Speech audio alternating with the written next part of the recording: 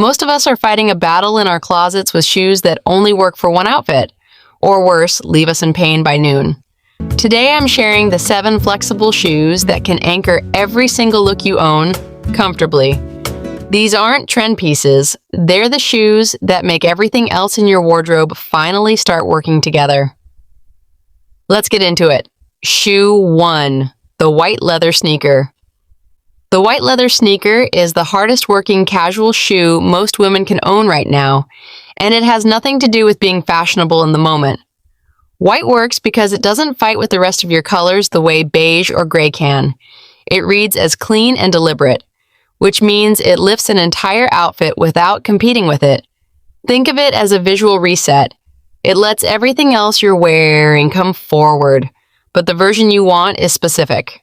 Low profile, slim silhouette, leather or high-quality faux leather upper, not canvas because canvas goes gray within a few months and loses exactly the crispness that makes this shoe work.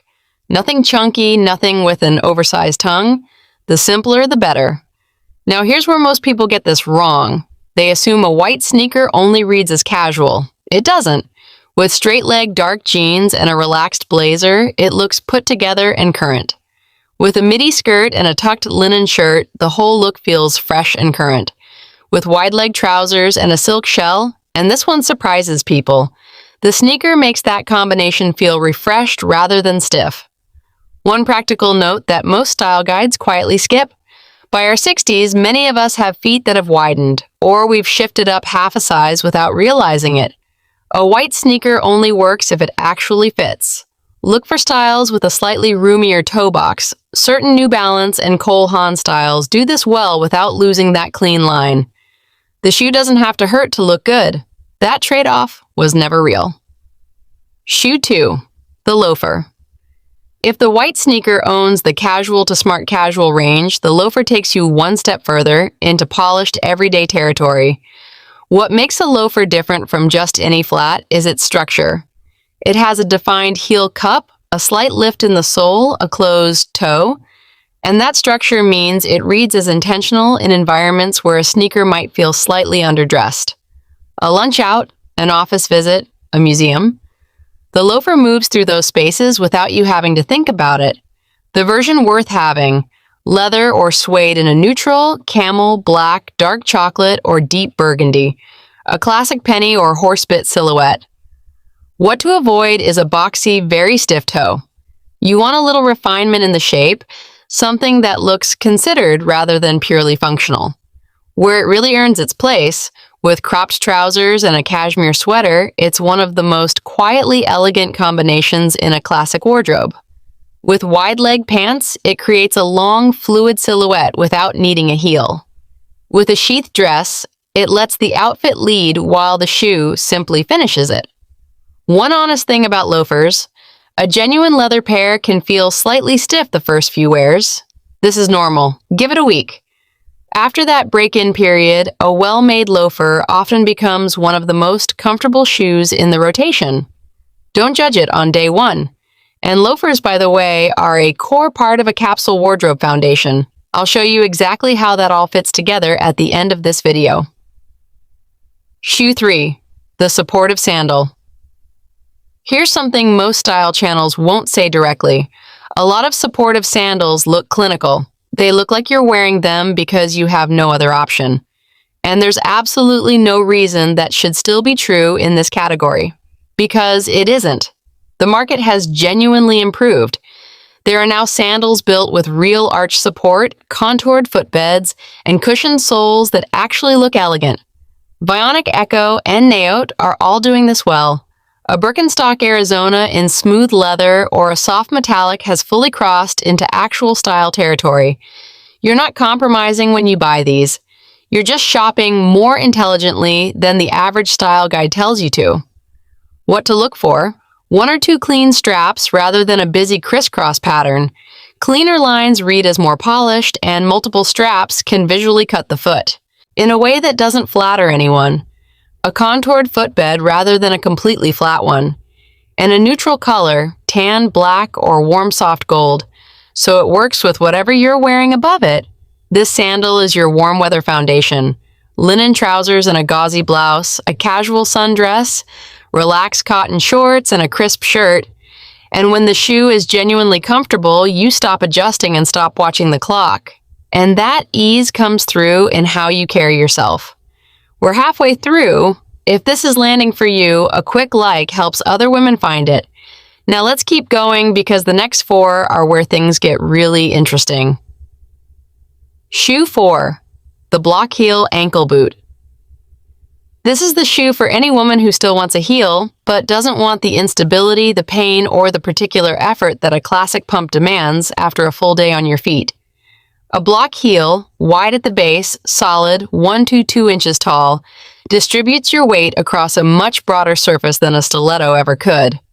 Your ankle stays stable, you walk differently in it, and that difference is visible. The ankle boot version is especially useful because it covers 3 full seasons: spring, fall, and winter. It works with straight-leg jeans and a long cardigan, with a midi skirt and a fitted turtleneck, with wide-leg trousers where it just peeks out at the hem, with shirt dresses. A black block heel ankle boot in smooth leather genuinely handles the smart casual space all the way up, morning errand straight through dinner out without changing anything else. Look for a heel no taller than 2 inches for real stability, a round or slightly almond toe. Very pointed toes tend to date faster and create pressure, a side zip for ease, and leather or quality faux leather that holds its shape over time. I used to think a heel meant a headache by 4 in the afternoon. But once you find this specific shape, that completely changes. It's the heel that actually keeps its promise. This is an investment piece. Treat it like one. Shoe 5, the ballet flat. While that ankle boot is your 3-season workhorse, sometimes you need something much lighter that still feels dressed up, and that's exactly where the ballet flat becomes your best friend. It's one of the most democratic shoe shapes ever made. It works on almost every foot shape, it moves from casual to semi-formal with no effort, and when it's made well, it's genuinely comfortable throughout a full day. The version that works specifically after 60 has a few features worth being deliberate about. A slightly padded insole because a completely flat shoe on hard floors adds up over a few hours. A rounded or gently tapered toe rather than a sharp point. A very pointed flat compresses the toes in a way that becomes painful fast. And a leather or lightly stretchy upper that won't create pressure across the top of the foot. Colors that carry their weight across your whole wardrobe. A nude or blush tone close to your skin creates a lengthening line that darker flats don't. Black always. And a soft metallic, silver or rose gold, quietly works with both warm and cool tones at the same time. That one metallic flat can go with a camel coat or a navy dress with equal ease, which means it doubles your options without you adding another shoe. Where ballet flats outperform every other flat with dresses and skirts.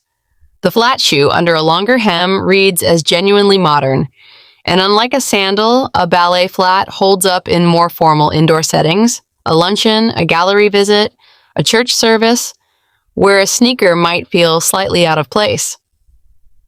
Shoe 6, the neutral mule. A mule slides on, slides off, and looks far more dressed up than its ease suggests. That gap between effort and appearance is the whole point. The neutral mule, in black, bone, warm taupe, or tan, is the one to invest in. A small heel, about an inch, actually works better here than a completely flat sole. A flat mule without a backstrap tends to slip unless the fit is very precise, and that slipping creates a shuffling gait. A slight lift anchors the shoe naturally and changes how you walk in it. With tailored trousers, it creates a clean, uninterrupted line from the hip to the floor. With a midi skirt, it adds lightness to the silhouette at the ankle.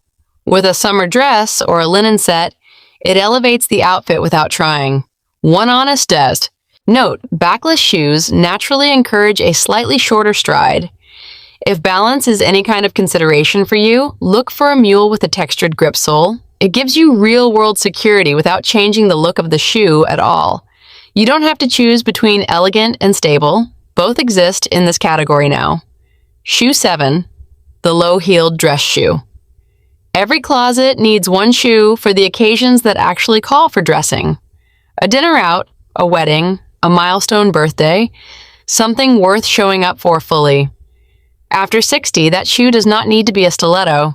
A kitten heel or a low block heel in a classic pump silhouette, somewhere between half an inch and an inch and a half, is enough to shift your posture, add a particular elegance to your walk, and make a dress or tailored suit feel completely finished. Without the kind of pain that makes you watch the clock at a celebration you earned the right to enjoy. Satin, suede, or patent leather. Black, deep navy, or nude.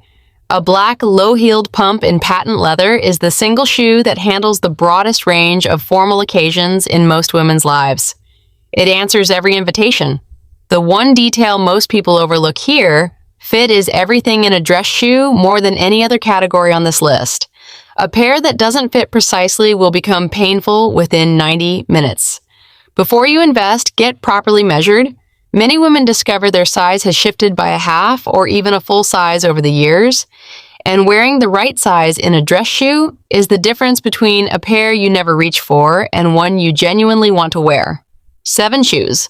Not a wardrobe renovation, a foundation. Each one chosen not because it's fashionable right now, but because it works across real life in real comfort with what you already own. You don't need all 7 at once.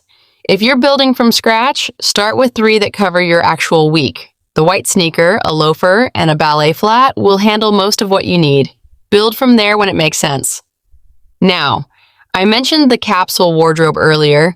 If you want to see exactly how these shoes fit into a complete, coordinated closet that works season to season, that full video is right here. Same thinking, same approach, no overwhelm. If this helped you see your closet a little differently, share it with someone who might be asking the same questions. I'll see you in the next one.